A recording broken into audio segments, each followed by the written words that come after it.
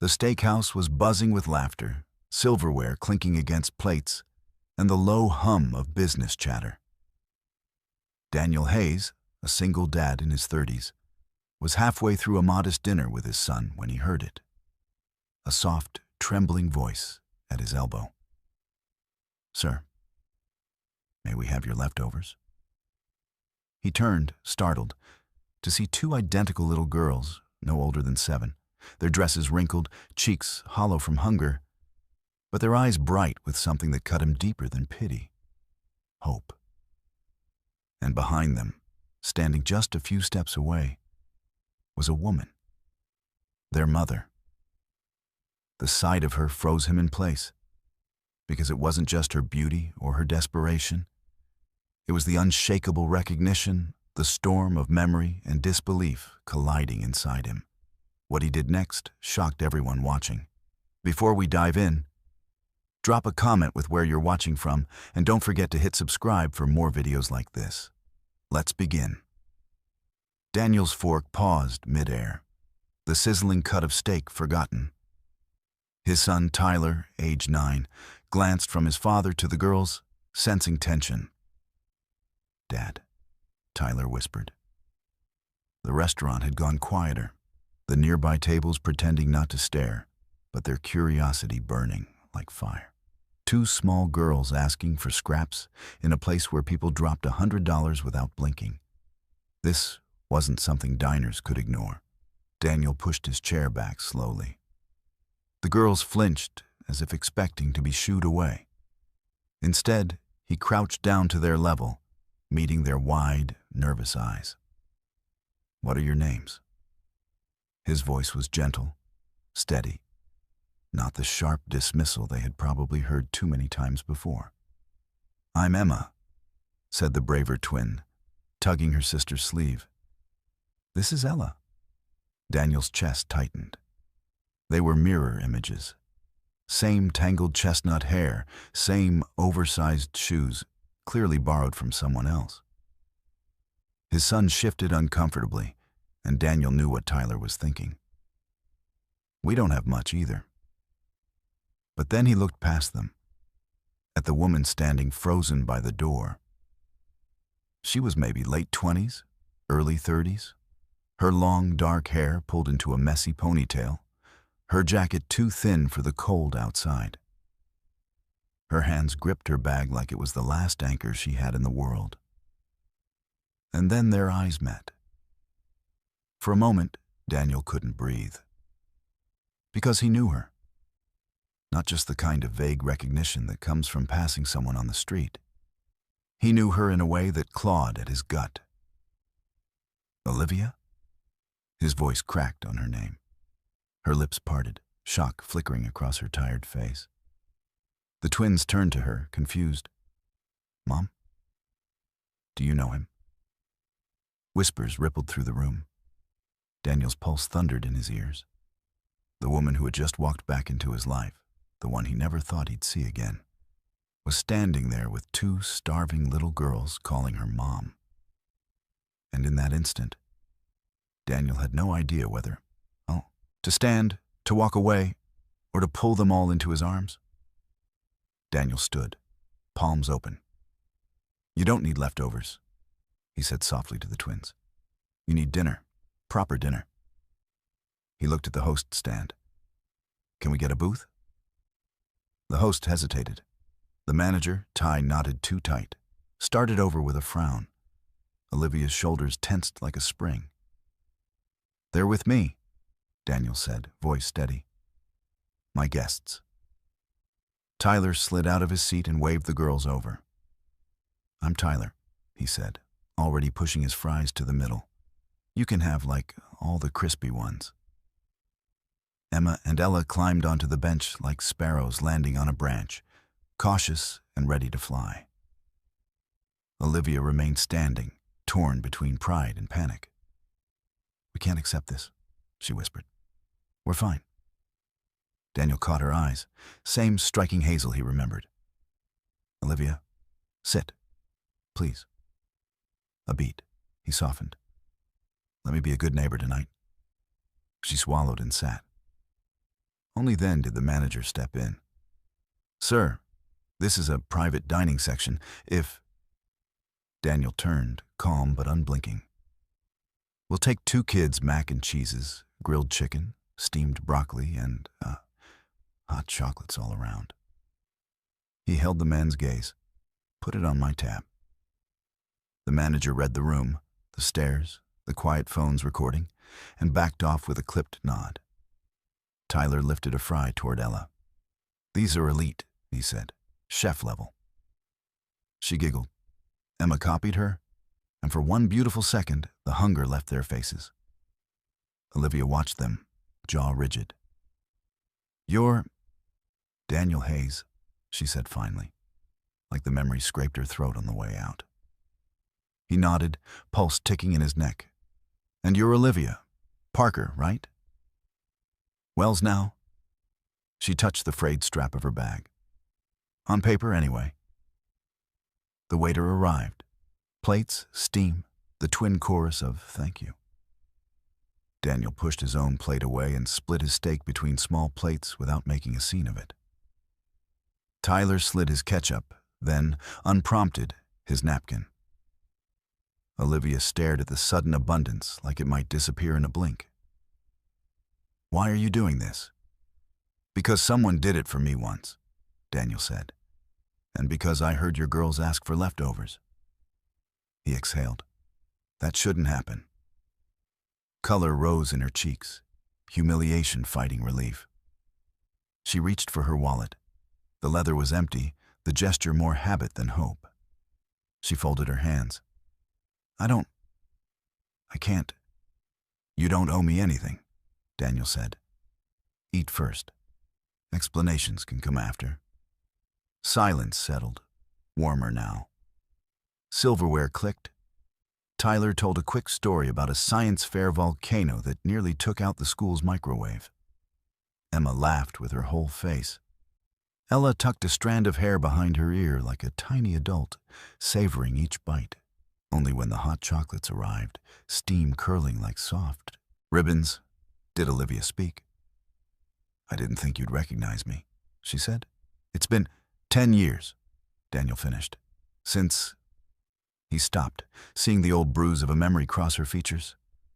"Please don't say where," she murmured. "Not here." Daniel nodded once. "Okay, not here." He waved the check over and slid his card before the waiter could recite totals. He felt the pull in his chest, rent due in 6 days, groceries to stretch. But the numbers didn't matter next to the sight of 2 little girls finally full. When the plates were cleared, Olivia fixed him with a look that wasn't gratitude or anger. It was a warning. "If you're about to rescue us," she said quietly, "don't." The last man who tried almost lost everything. Daniel didn't blink. "Then tell me his name." Her eyes flicked to the door, to the street, to the night pressing its face to the glass. She lowered her voice to a thread. "Carter Hale," she said. The name hit Daniel like a cold hand on the back of his neck. He knew it. Everyone in town did. And every instinct he owned told him this dinner was the start of a storm he couldn't ignore. The name hung in the air like smoke. Carter Hale. Daniel's jaw tightened. He'd heard that name in headlines, whispered in town, spat like poison in the Union Hall. Hale wasn't just rich. He was ruthless. Real estate, trucking, warehouses, every business he touched, he hollowed out until people bled. If Olivia was tied to him, no wonder she looked like a woman living on her last nerve. "Dad?" Tyler tugged his sleeve, sensing the sudden weight. The twins were giggling over marshmallow mustaches from their hot chocolate, oblivious. Daniel forced a smile for the kids.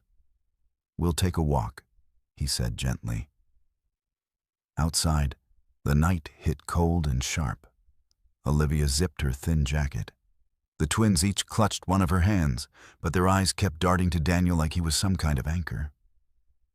"Where are you staying?" he asked. Olivia hesitated.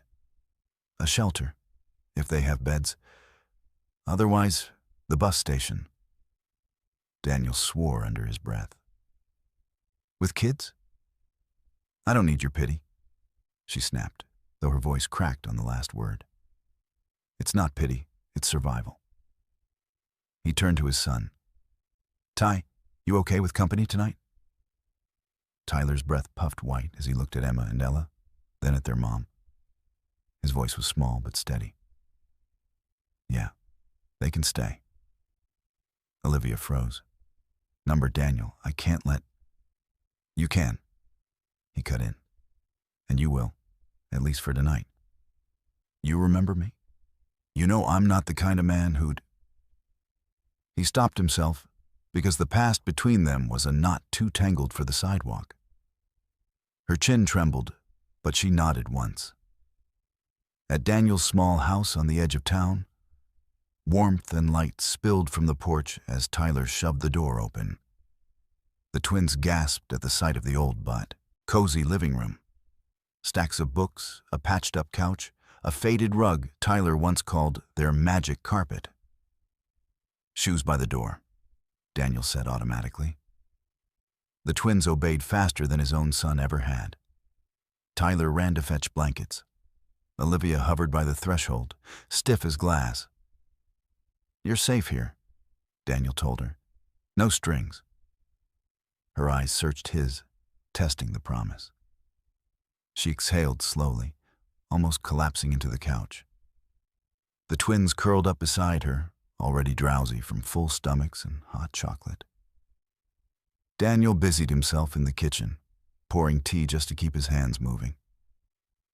He couldn't shake the image of Olivia years ago.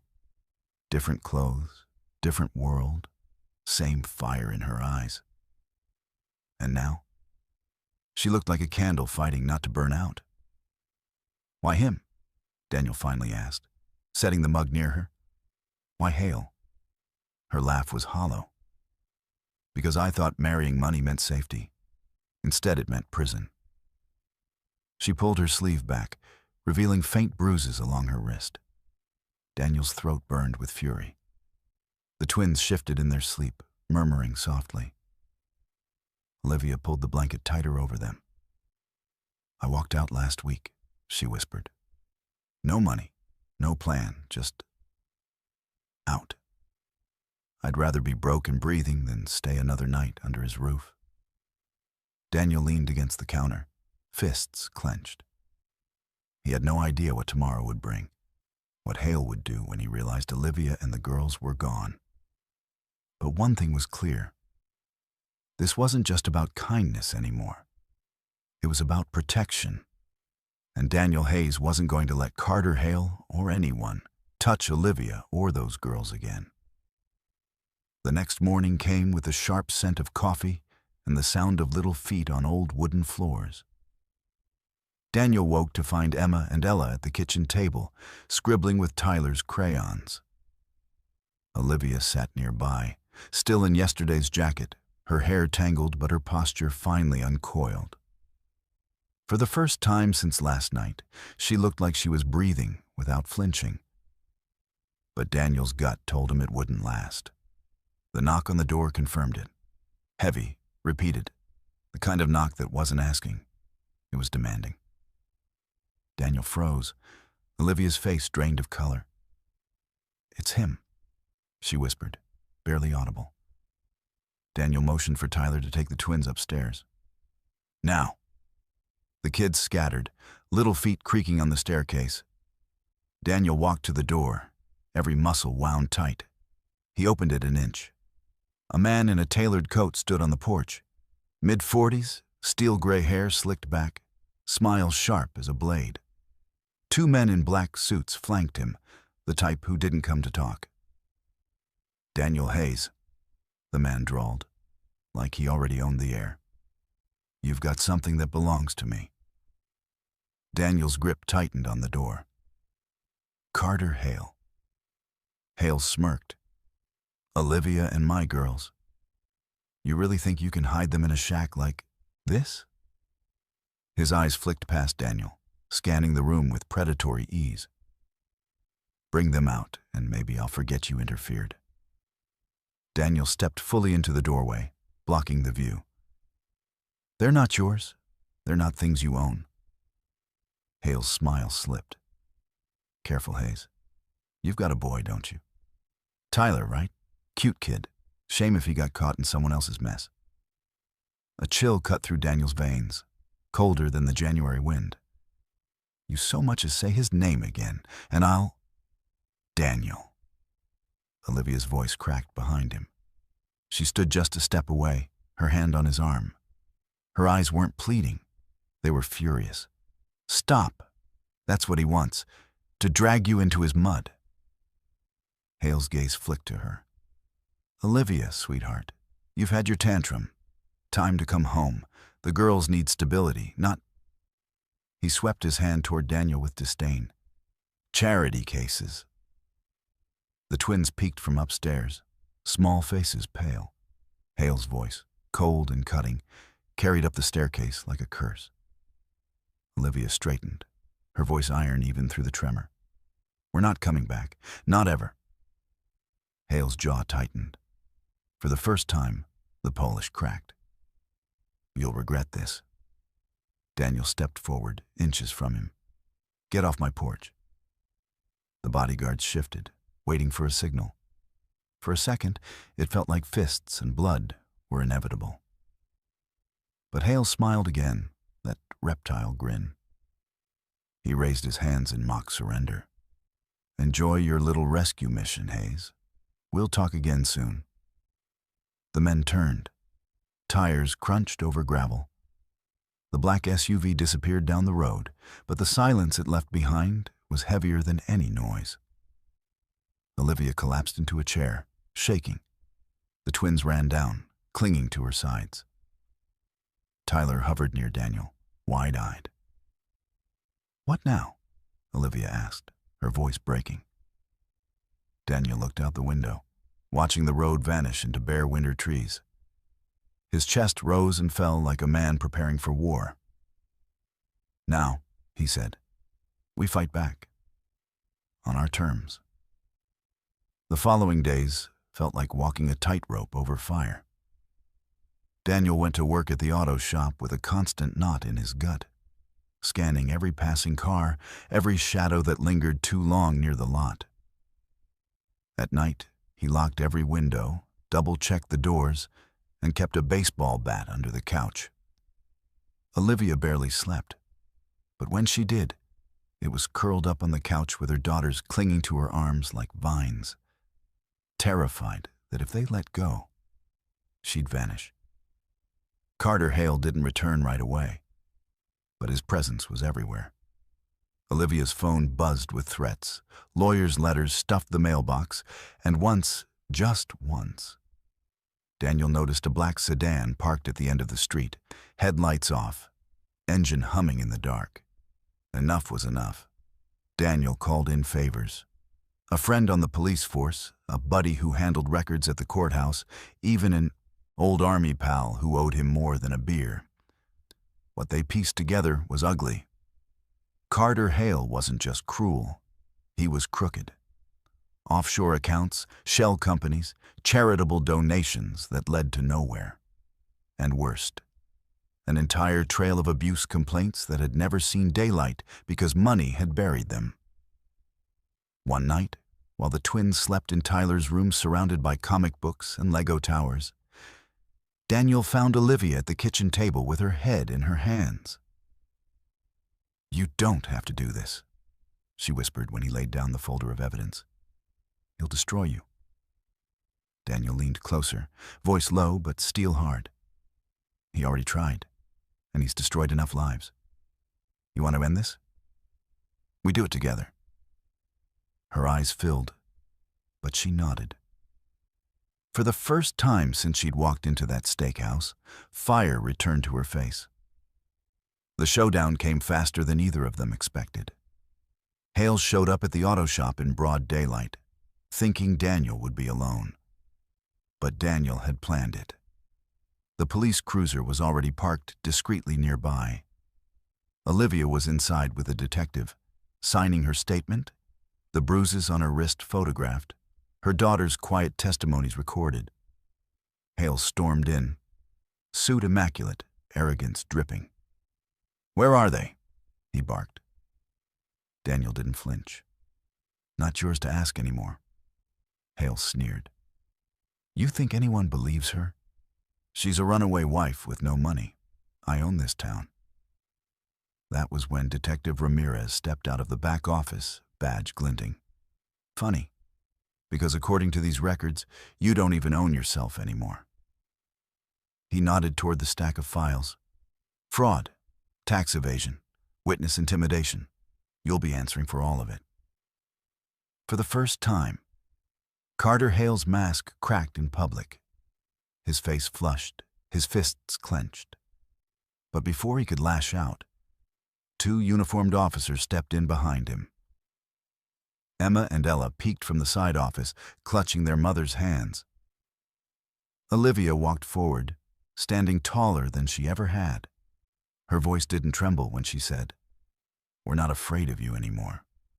Daniel stood beside her, his hand brushing hers, not claiming, just steadying. Together, they watched as Hale was cuffed and led out into the daylight, his empire collapsing around him. Weeks later, Daniel's house was louder than ever. Kids' laughter echoing down the hall, the smell of Olivia's cooking mixing with grease from his shop rags. Life wasn't easy, but it was theirs, and no one could take it away. One evening, as Tyler helped the twins with homework at the table, Olivia stepped onto the porch where Daniel was fixing the screen door. She leaned against the railing, watching him with soft eyes. "You didn't just rescue us," she said quietly. "You reminded me who I was before he broke me." Daniel wiped his hands on a rag, meeting her gaze. "You rescued yourself. I just stood beside you." She smiled faintly, the weight of years lifting from her shoulders. Inside, Emma and Ella's giggles rang out, joined by Tyler's laughter. For the first time in a long time, the sound wasn't edged with fear. And Daniel knew this was just the beginning of something better. Something built not from pity, but from strength, kindness, and the stubborn refusal to let darkness win.